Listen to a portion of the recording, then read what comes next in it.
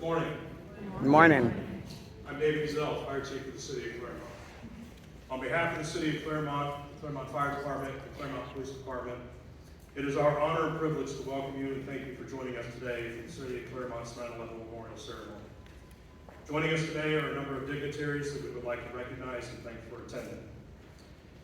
I have to apologize, they made my list extremely small, so I'm having to borrow my wife's readers.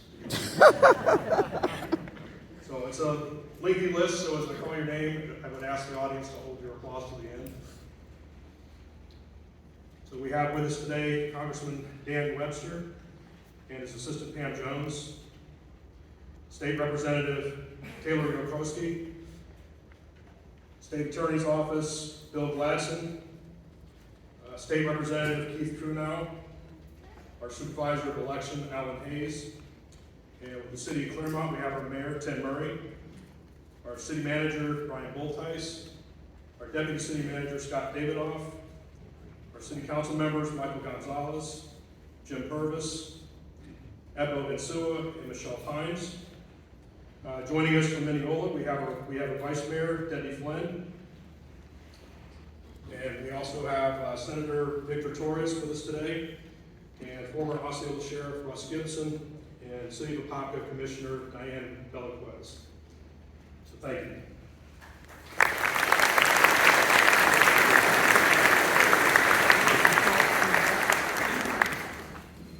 In addition, we have some other special guests in attendance today that we would like to recognize.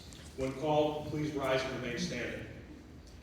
Pete Capice, retired supervising fire marshal with the FDNY.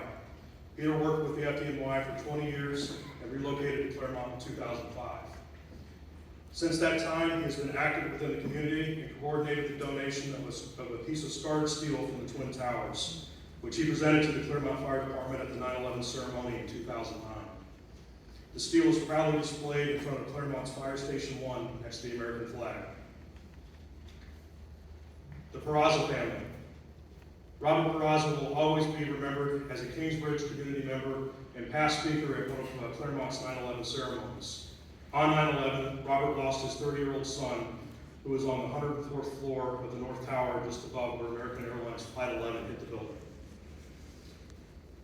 Jocelyn Ramos, whose father was in the World Trade Center at the time of the attacks and has since passed on because of the injuries he sustained that day. And for anyone else that's a family member of anyone who was lost on 9/11 or at any time since because of 9/11, please stand. And if there are any other family members of first responders who were lost on the line of duty at any time, at any incident, please stand. And if there are any military Gold Star family members in attendance with us today, please stand. There are not words to be said that can heal the grief that you undoubtedly still feel even years later. Not only those around you and countless others in communities all across our great nation, not just today, but every day, recognize your sacrifice and that you have earned our eternal gratitude for giving more than is ever expected of anyone. We will not allow the memories of your loved ones to be extinguished. Rather, we will continue to build a legacy in our current and future members that embodies the service, courage, and valor that they all stood for. On behalf of us in the first responder and military services, thank you. We will never forget.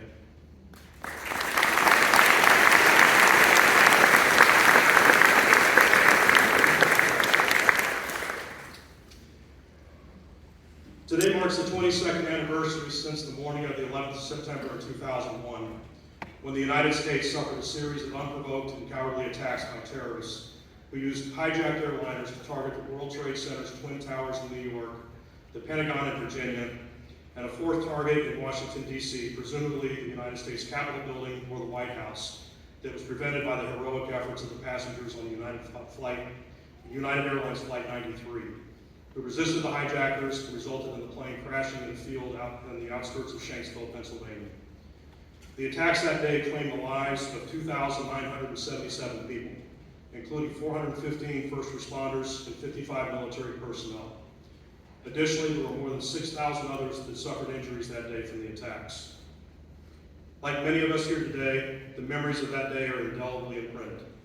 I know exactly where I was, what I was doing, and I can remember that it was a Tuesday morning. At the time, I was a lieutenant in charge of a fire company, going through my morning routine when my battalion chief called me into his office just minutes after Flight 11 had crashed into the North Tower. As we watched the events unfold on live television, all I could think about is what would I be doing if I was on scene. The answer was simple. My crew and I would be going in to save as many people as we could. That's what we do, because there's something within each of us in public service that's answering a call that's higher than ourselves. My chief and I both knew we were going to lose a lot of good firefighters that day, having no idea at the time how horrific the events that were about to unfold would be. A few minutes later at 9:03, we watched the news coverage as Flight 175 crashed into the South Tower. To this day, I can still remember the chill I felt when we both realized that this was an orchestrated and intentional act of terrorism. Then the Pentagon was hit at 9:37 by Flight 77, and we began